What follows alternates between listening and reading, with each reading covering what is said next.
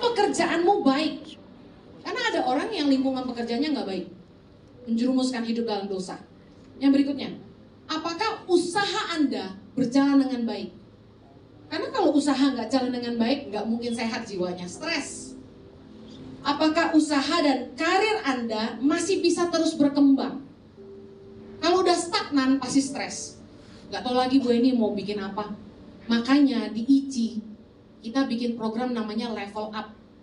Di mana kita itu berani keluar uang untuk undang narasumber-narasumber, para trainer-trainer untuk melatih jemaat di bidang marketplace, digital marketing, startup, mengelola keuangan dengan baik. Investasi gereja ICI buat hidup jemaat itu tujuannya ini, supaya hidupmu sehat. Apakah karya Anda berdampak bagi perusahaan di mana Anda bekerja, dan apakah usahamu berdampak untuk hidup orang lain? Jangan bikin bisnis yang hanya menguntungkan diri sendiri. Pastikan usahamu berguna buat hidup orang lain. Jangan cuma cari untung. Miliki tujuan yang lebih besar dari sekedar upah. Tanggung jawab kita dalam setiap karya yang Tuhan percayakan di tangan kita, yang menjadi ukuran apakah Tuhan bisa mempercayakan kita perkara yang lebih besar atau enggak. Katakan amin. Matius 25 ayat 23, Yesus berkata begini, maka kata tuannya itu kepadanya, baik sekali perbuatanmu itu, hai hambaku yang baik dan setia. Engkau telah setia memikul tanggung jawab dalam perkara yang kecil. Aku akan memberikan kepadamu tanggung jawab dalam perkara yang besar. Masuklah dan turutlah dalam kebahagiaan Tuhanmu. Sekarang kita hidup di dunia. Ada karya-karya yang Tuhan titipkan di tangan kita. Apakah Anda setia dengan karya yang Tuhan izinkan dalam hidupmu? Jangan orientasinya selalu kepada keuntungan pribadi. Jangan orientasinya selalu untuk kekayaan pribadi. Pikirkan bagaimana karyamu, usahamu, itu bisa memberi kebaikan buat hidup orang lain. Amen. Bisa menolong hidup orang. Bisa berdampak buat hidup orang lain. Amen. Berkaryalah untuk hal yang lebih besar, yang tujuannya lebih dari sekedar kaya dan dapat upah. Karena pada akhirnya kita semua harus mempertanggungjawabkan hidup kita kepada Bapa di surga. Setuju, katakan amin. Amin. Anda yang sudah merasa Anda cukup kaya, saya kasih tahu, mari mulai berhenti memikirkan diri sendiri dan mulai tengok apa yang kamu bisa buat untuk orang lain. Di sekeliling kita nih banyak hal yang kita bisa lakukan gitu. Kalau orientasi kita hanya melulu kepada diri sendiri, tidak heran, keserakahanmu menjadi masalahmu. Temukan, ada nggak problem di hidupmu? Ada nggak masalah di hidupmu dalam area tubuh, jiwa, roh, hubungan, keuangan, pekerjaan? Karena kalau ada, Anda harus bertobat, perbaiki, dan mulai berubah. Kualitas hidup kita nggak akan jauh lebih baik kalau kita nggak mau bertumbuh dan berubah. Orang yang membiarkan masalah akan sibuk menghadapi masalah. Saya belajar gini, kalau ada masalah kecil, jangan dibiarkan, selesaikan. Kan banyak orang yang meremehkan perkara-perkara kecil, cuma urusan begitu. Saya kasih tahu, orang yang nggak benar dalam masalah kecil, nggak benar juga dalam masalah besar.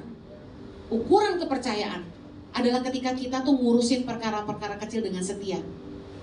Firman Tuhan dalam Lukas 16 ayat 10, Yesus berkata gini, barang siapa setia dalam perkara-perkara kecil, ya setia juga dalam perkara-perkara besar. Biasanya hanya kita baca itu. Selanjutnya, dan barang siapa tidak benar dalam perkara-perkara kecil, ya tidak benar juga dalam perkara-perkara besar. Artinya apa? Kalau ada problem dalam perkara kecil, ya harus diberesin.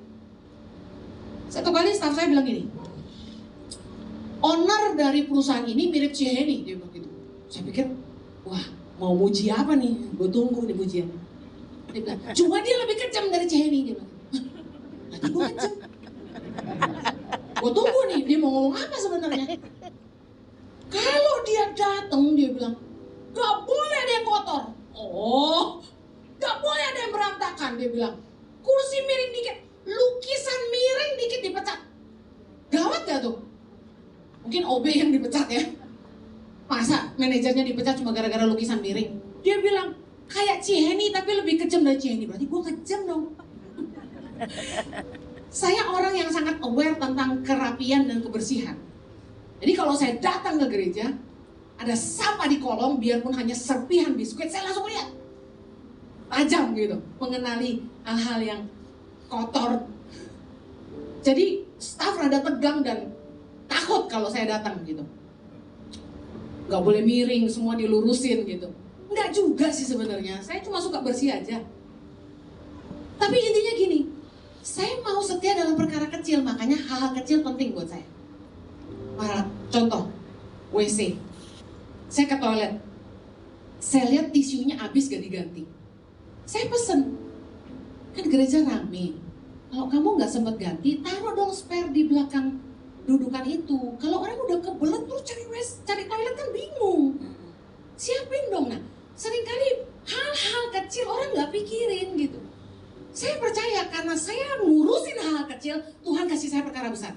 Amin. Karena saya peduli sama 5 anak yang putus sekolah, Tuhan percayain 7.500. Kalau kita dalam hidup kita saat ini, kalau ada yang gak sehat, tubuh, jiwa, rohmu, yuk perbaiki. Dalam hubunganmu, dalam keuanganmu, yuk perbaiki yuk. Dalam karyamu, jangan dibiarin, jangan anggap remeh hal kecil. Harusnya orang yang sehat bisa menikmati hidupnya, bisa pakai waktunya untuk memikirkan pengembangan diri, pengembangan usaha, mikirin masa depan keluarga. Tapi karena gak mau beresin masalah, jadi sibuk ngadepin masalah. Kalau Anda pengen menikmati tahun 2024 dan Anda pengen tahun yang baru ini Anda bisa jauh lebih baik dari sebelumnya, yuk mulailah tahun baru ini masih Januari, do a self check-up, self evaluation. Saya nanya Anda hari ini, are you alright? Dari khotbah ini mungkin kecepatan Anda renungin lagi pulang nanti. Yang pertama, apakah tubuhmu sehat? Terus saya ke dokter cek saya kan ngaca, saya merasa saya baik-baik aja. Saya pikir gini, masih banyak yang lebih gemuk dari saya. Tapi setelah dicek sama dokter, saya obesitas. Orang yang obesitas itu sudah mengarah ke jantung, sudah mengarah ke stroke. Kan gak lucu, Ibu Heni Kristianus kegendutan jadi sakit, kan lucu. Saya harus bertobat.